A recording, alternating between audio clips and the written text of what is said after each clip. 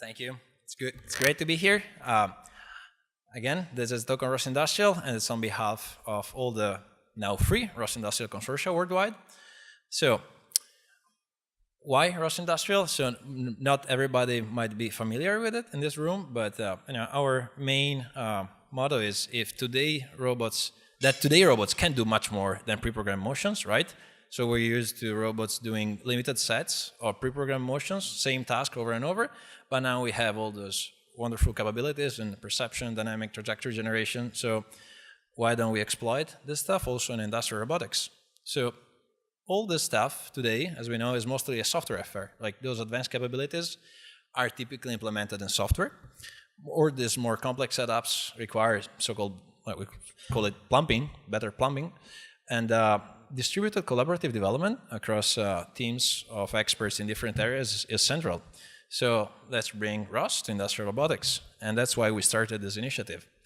So a very, very quick look at its history. So the very first mention actually was in 2011, so you still find on the wiki this headline about Southwest Research and Yaskawa teaming up to use ROS with Bonoman. So actually this would make the initiative turn 5, not only 4, I would say.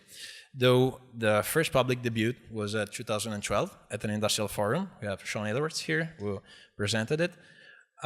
The year after that, a consortium, the ROS Industrial Consortium North America, was created. It launched to provide financial and managerial backing to the initiative, which was followed on the following year, which was again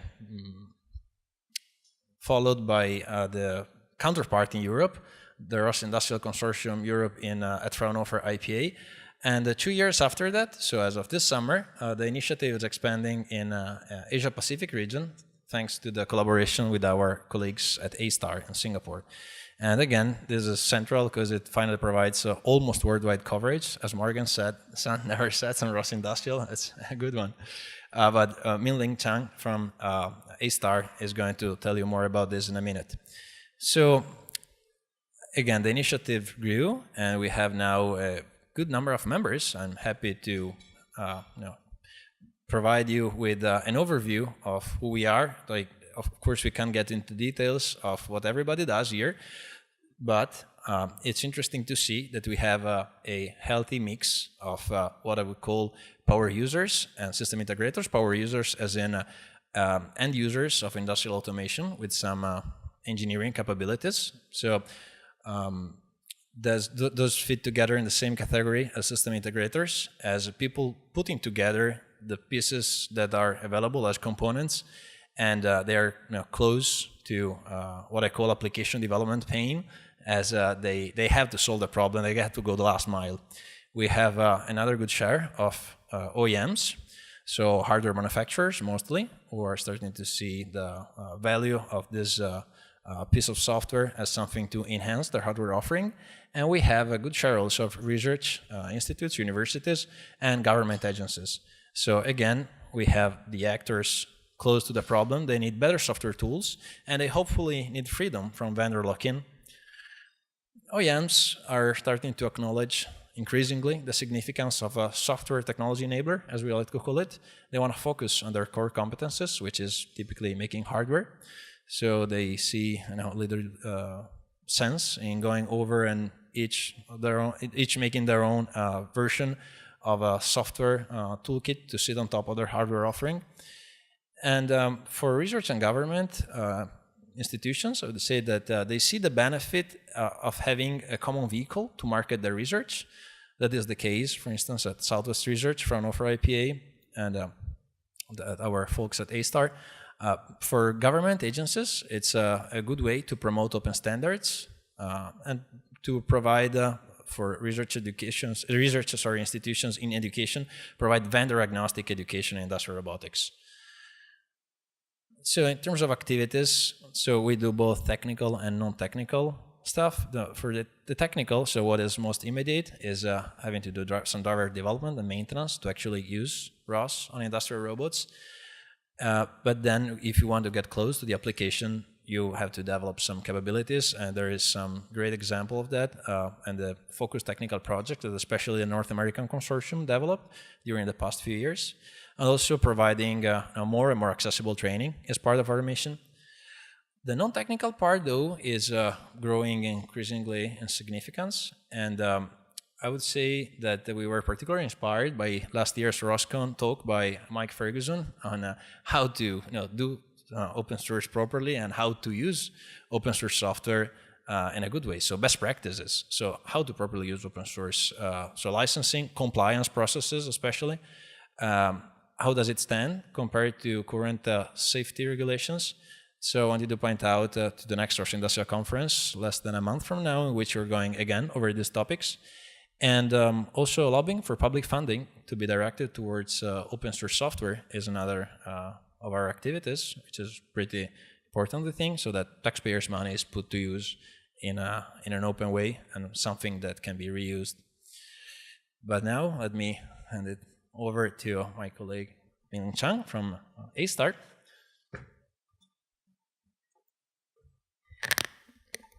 Okay, thank you, Mirko, and thank you, OSR, for allowing us to speak today. So, ROS Industrial is expanding in Asia Pacific. So I just want to bear with me. I'm going to go through a couple of slides about ARTC, who we are, and why we believe ROS Industrial is important for this region.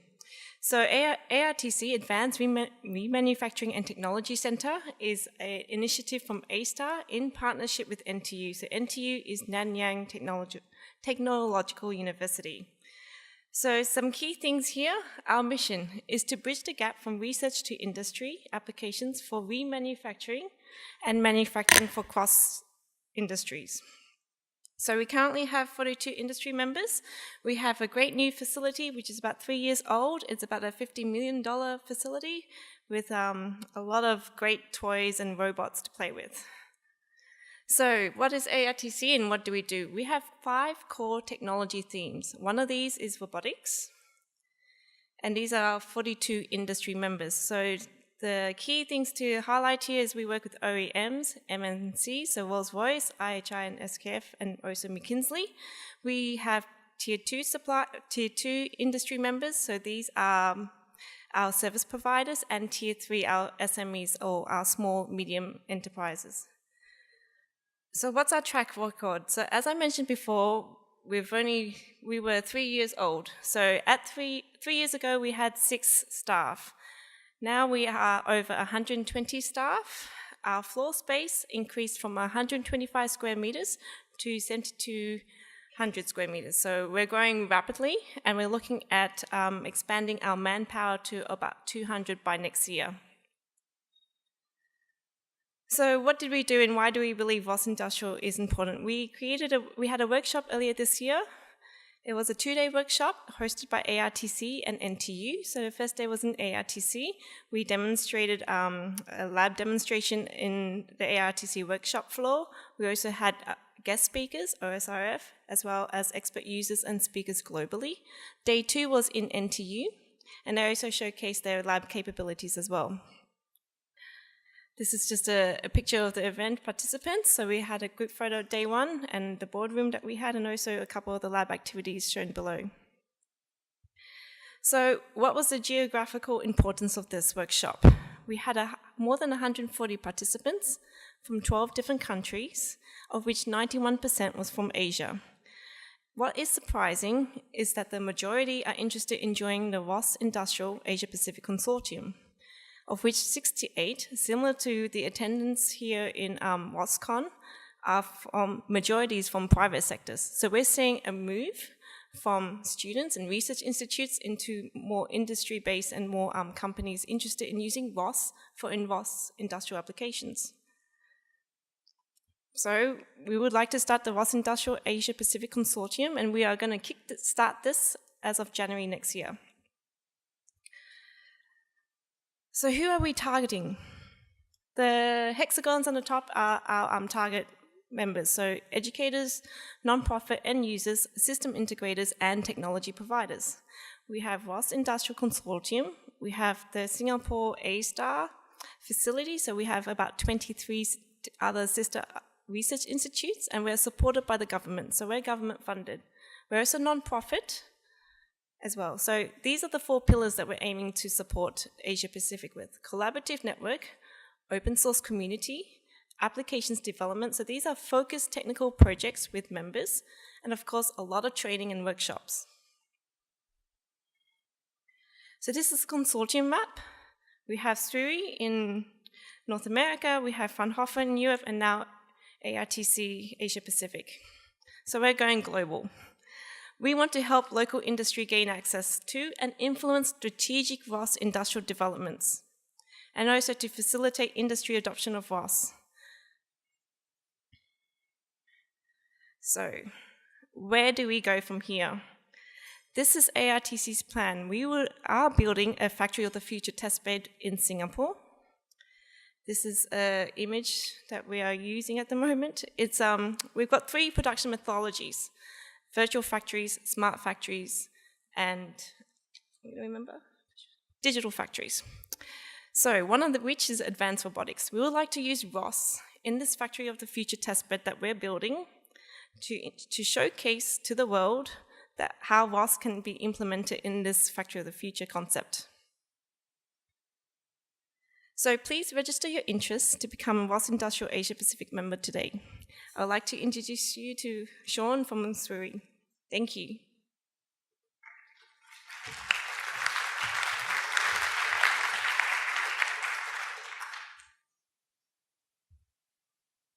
Okay, so, are we good? All right, much better. Thanks, Brian. Good job. All right, so I'm actually really excited about this expansion into Asia. I think there's a great opportunity here. And when we started ROS Industrial so long ago, as Mirko pointed out, we realized that we were going to need collaborators around the world. If you're familiar with Southwest Research and the work that we do, we really do applied research, right? We take what academics and universities are coming up with, and we figure out how to apply that to industry's problems. And so it was very important to us that when we found organizations around the world to work on ROS Industrial, that they have that same kind of mission. And we found that with Fraunhofer IPA, and we've now found that with ARTC in the Asia Pacific region. So I'm really excited about that. I think this was a great opportunity to kind of announce that. So I hope you guys are as excited about it as I am. And I'm an engineer, so this is about as excited as I get. So they did want me to come up here and talk about mine, but I think I've lost it now. Did I kill it? Well, that looks close enough. All right, so in addition to all that programmatic stuff, there's a whole technical aspect to ROS Industrial, and I didn't want to lose that here. So one of the things we've done is we're pushing to get other contributors to join ROS Industrial. And being in Asia and kind of our expansion of the consortia in Asia, it makes sense to try and recruit technical contributors. Part of that, though, is if we're going to create the software that we're going to deploy in factories, we have to be really worried about the quality of contributions. So one of the things we've done over the past year is just put together a software process that would allow us to take open source contributions, but do so in kind of a robust and reliable way. Let's see if this works. Oh, I totally screwed that up. There we go. All right, so the first thing we want is contributors, right? If we want people to contribute, though, it has to be interactive, right? We just can't take a contribution from somebody we haven't interacted with and roll that into ROS Industrial. And we have processes for doing reviews, just like OSRF does for the ROS core. But what I wanted to point out here is that if you're interested in contributing to ROS Industrial, we want you to kind of interact with us. Get involved with us early so that we can kind of guide you through what your contribution might be. So we don't want to tell you how to develop your code. But if you're developing something and you want to contribute it to ROS Industrial, we want to help you do it in kind of a standard way, in a way that would allow us to accept it. And so this may seem like a pain, but what I'd like to promise anybody who's interested in contributing is that doing this will actually save you work, because we'll probably do a lot of work for you then. All right, so now that we got contributors in our software process, how do we handle those contributions coming in? Well, we use a standard kind of pull request review process that is kind of standard within GitHub. Again, there's nothing really new about this. OSRF does this as well. But essentially, when somebody makes a contribution to ROS Industrial, it goes through a review process. We iterate with the contributor, and eventually, hopefully, it gets successfully kind of pulled into ROS Industrial, and the contribution is accepted. Again, we're doing this to basically ensure for our industrial end users that are using ROS Industrial that even though it's open source, there's these level of checks that go on. And then the other thing I'd like to point out is that we have continuous integration tests. Everybody knows that OSRF, if you build Debians, that this will happen on the servers automatically. But in ROS Industrial, we also created some continuous integration tests or software that allows us to run on Travis, which is kind of a cloud-based continuous integration platform.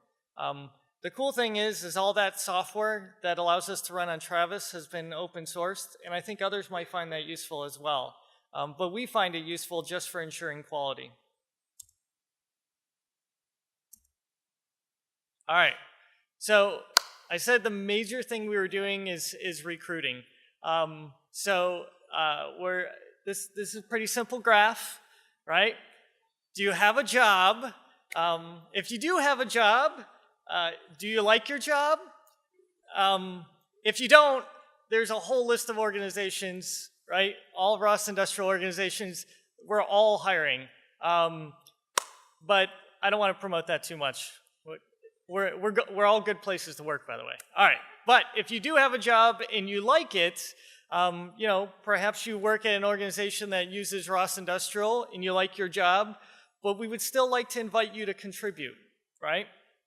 And so you can be a member of the ROS Industrial team because we're an open source project, right? So if you have this interest, if you really want to contribute to ROS Industrial, please come see us at our booth out there.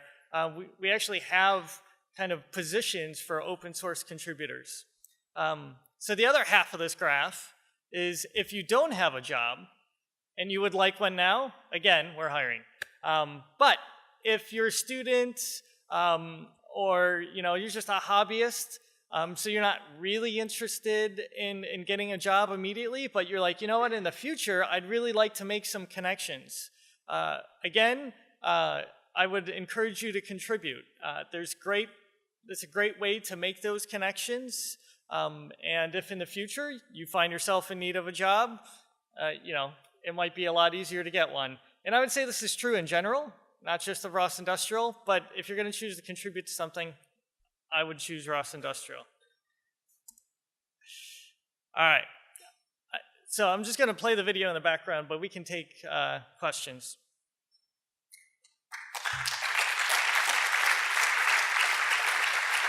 I'm going to try it. I messed up. Okay. Any questions?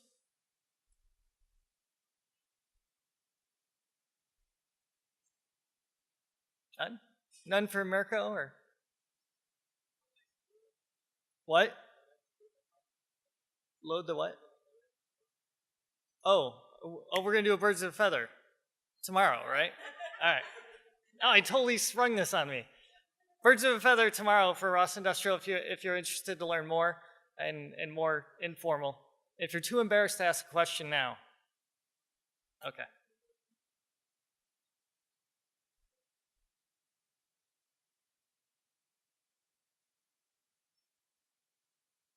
That's it. We're good. Thanks, everybody.